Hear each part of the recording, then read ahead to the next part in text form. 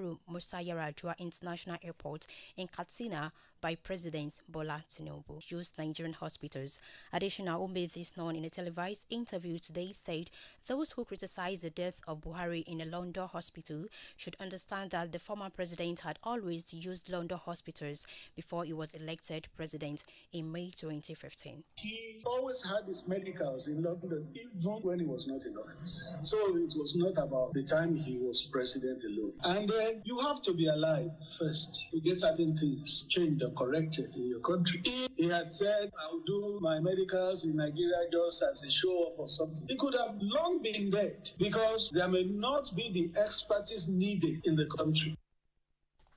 The former editors say the UK doctors were already familiar with Buhari's medical history and there was no need to change them. Additional further maintained that some Nigerian hospitals lack the facilities and expertise needed for the ex-president's treatment. Meanwhile, Femi Adesina has revealed that the late Nigerian leader did not own a private residence in London despite frequently traveling to the United Kingdom, explaining that the former president mostly stayed at the Nigerian High Commission during his medical trips, reacting to previous controversies over Buhari's children attending expensive schools abroad. The former presidential spokesman said the former president disclosed that the tuition was not paid from his pocket.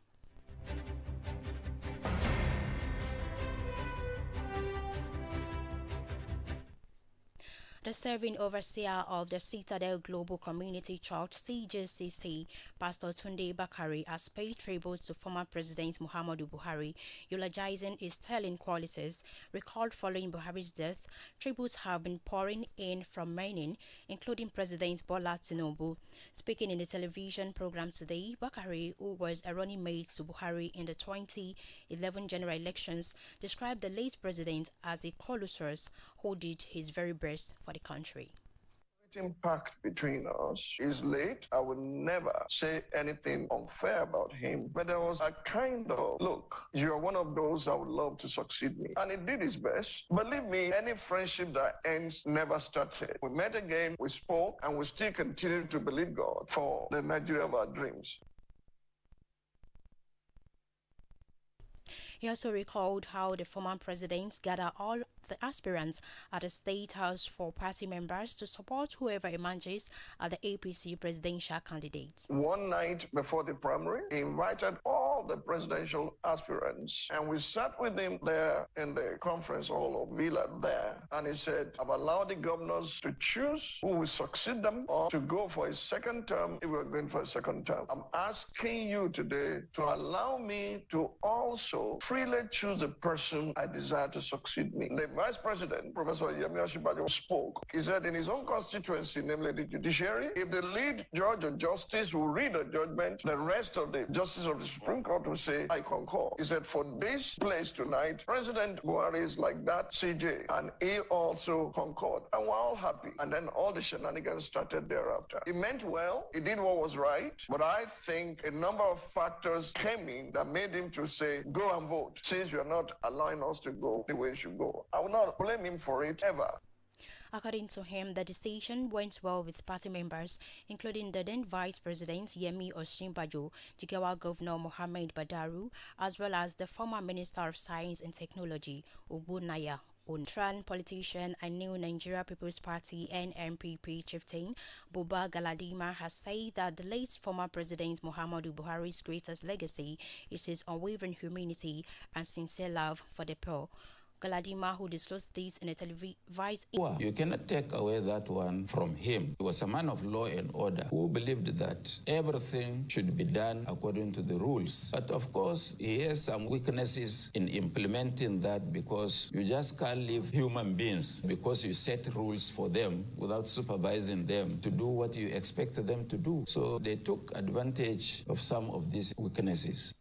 Galadima also praised Buhari for rejecting foreign-imposed military bases and resisting economic pressures from international bodies like the IMF and World Bank, saying only a man of great resolve and nationalist spirit could withstand such global influence. Of course, you could have seen that he stood against the Western imposed policies of the IMF and the World Bank, and immediately that is removed. You have seen how Nigeria catapulted into misery when the prices of commodities skyrocketed, the exchange rate had gone out of the roof, and we are still grappling over that. And these are issues that only a strong-willed person can stand against some external influences. And there were pressure on demand to allow foreign military bases in this country, which silently under the table the general has stood against. Now some of these things are creeping themselves into the Nigerian system. So his legacy is perseverance, patience, and humility.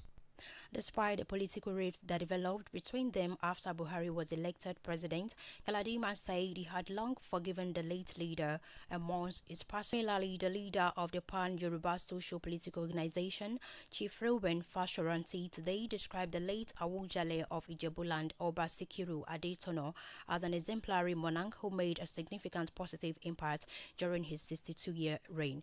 He stated this in his tribute to the highly revered monarch who joined his ancestors on Sunday, July 13, at the age of 91. The National Publicity Secretary of the organization, Jare Ajayi, in a statement in Ibadan, the Western region, his conduct on his return from the United Kingdom, where he studied accountancy, and all through his years on the throne, the late Awujale led a life that is worthy of emulation in terms of integrity, focus, and dedication to serving the people. To some court stories, Senate President Godswill Akpabio has filed a notice of appeal to challenge the ruling of the Federal High Court, which ordered the recall of suspended Senator Natasha Akpoti-Uduaghan to the Senate. In a notice of appeal dated July 14, 2025, filed by Akpabio through his lead counsel Kehinde Ogunwumiju son, Akpabio is seeking to overturn the July 4 judgment delivered by Justice Binta Nyako.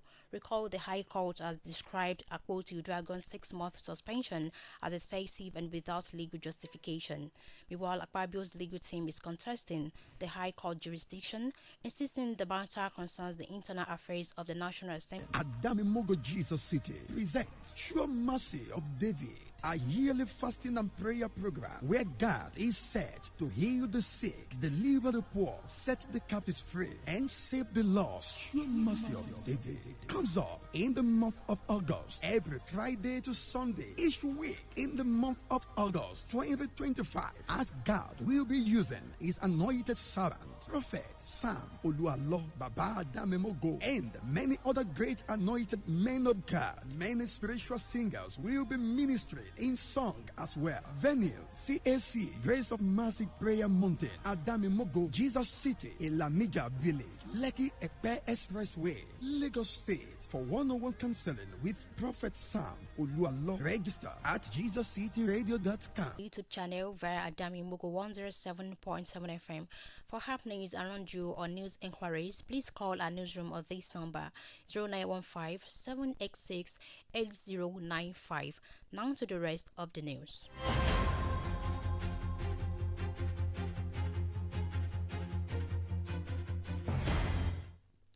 Back home in Ekiti State, the Ekiti State government has advised all residents to remain vigilant and adhere strictly to preventive measures against diphtheria in light of the rising number of confirmed cases across Nigeria.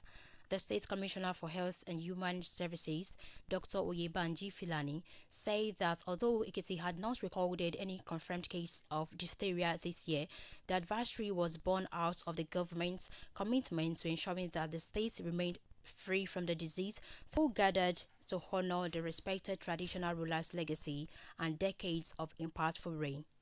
Adamimogo FM's Oladoyin Ayegbusi report. The town of Ikosu-Ekiti was filled with excitement yesterday as well-wishers from far and near gathered to honor His Royal Majesty Oba Joseph Afolabi Adeoye, Ilufemiloye First, the Onikosu of Ikosu-Ekiti in Moba local government area of Ekiti State, who marked a historic milestone as he celebrated his 100th birthday and 60th anniversary of his coronation. The celebration began with a Thanksgiving service held at St. Albans Anglican Church, Ikosu-Ekiti, where family, friends, and fellow monarchs and even dignitaries dressed in vibrant traditional attire paid tribute to the royal father. In a sermon delivered on behalf of the Bishop of Ekiti-Oke Anglican Diocese, Right Reverend Isaac Olagundoye Olubowale, Venerable Benjamin Sunday Adedeji of St. John's Anglican Church, Iye Ekiti, expressed gratitude to God for the monarch's life and prayed for continued peace and good health. Governor Biodun Yebanji, represented by his deputy, Chief Mrs. Monisa Diafuye, congratulated the monarch and prayed for many more years in good health. He further reaffirmed his commitment to grassroots development and welfare. Governor Yebanji is an humble man, respected,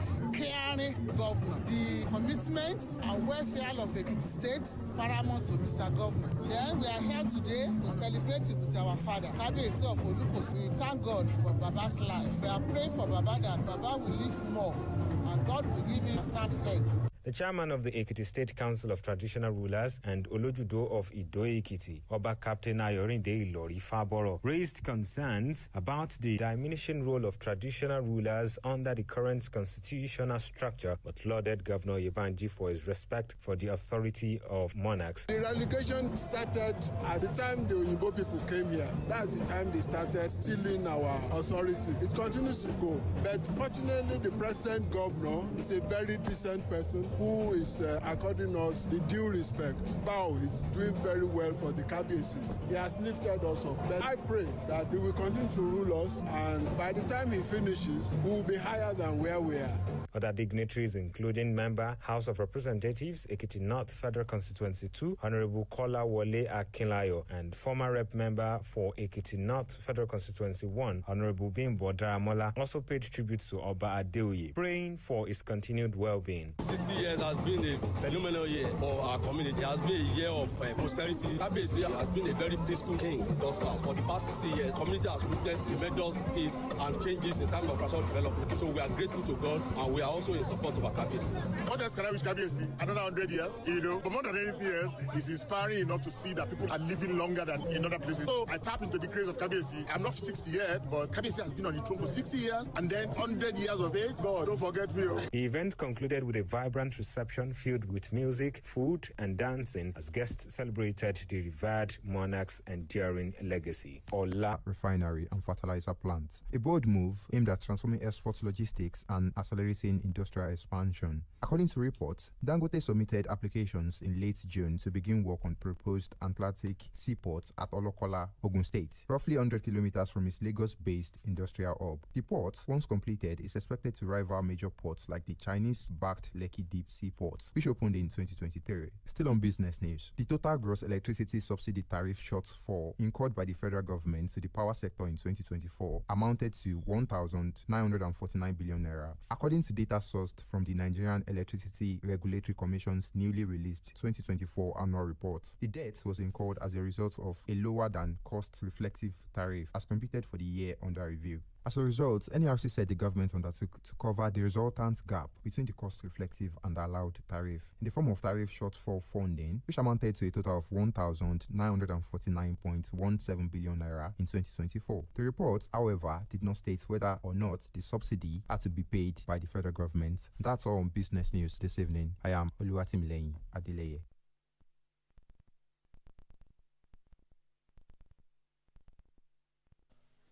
From the foreign scene, Amnesty International slams Ruto's call to shoot Kenyan protesters at Adetinuyo Adebayo is standing by. Good evening. This is Foreign News. Amnesty International today slammed a call by the Kenyan President William Ruto to shoot protesters, saying it will form more violence at the time of mounting anger and deadly anti-government rallies. At least 30 people died last week during demonstration, right people say, marking the deadliest day of protests since the start of youth-led rallies against Ruto. The demonstration have shaken the country, and Ruto recently said protesters who engage in violence should be shot in the leg. Meanwhile, Amnesty International's Kenya director Iroyin Lukutu said the president's comments were unlawful. Still on foreign, the United States President Donald Trump has threatened to impose steep trading restriction on Russia unless a peace deal with Ukraine is reached within 50 days, as he announced an agreement with NATO allies to send more weapons to Kyiv. The announcement yesterday marked a shift in U.S. foreign policy, as Trump's endorsement of Ukraine comes just weeks after Washington announced it would pause weapon sales to Kyiv. Today, Russian top security official Dmitry Medvedev said the Kremlin did not care about the rhetorical ultimatum issued by Trump, adding that Putin will comment on the U.S. proposals if he deems it necessary to do so. That's all on foreign news. I am Adetiniyo Adebayo. On entertainment, Terry G requests Davido's verse on Kolomala's song Jemima Fataye is our guide. Good evening and welcome to Entertainment News. Nollywood actress Angela Okorie has revealed that fragments from a bullet fired at her in the 2019 assassination attempt are still lodged in her head. Sharing footage of her medical evaluations, the actress explained that she has spent 2 weeks visiting hospitals due to health issues and was subsequently advised by a doctor to remain on bed rest. After ongoing medical scans and tests, Okorie revealed that more bullet fragments have surfaced in her head over time, which has led to blurry vision and frequent headaches. Still on entertainment, singer Terry G has expressed confidence in his artistic abilities, claiming that his song Kolomala would be a hit with minimal input from top industry players. In a recent post on X, Terry G stated that all he needs is a renowned director T.J. Omori to helm the visuals, high fashion to style his look, and a verse from Afro-pop sensation Davido. According to Terry G, these collaborations will be enough to propel Kolomala to success without requiring additional promotional efforts. And that's all on entertainment. My name is Jemima Fateye. And on sports updates, Liverpool have made a club-to-club approach with Newcastle to discuss a record bid for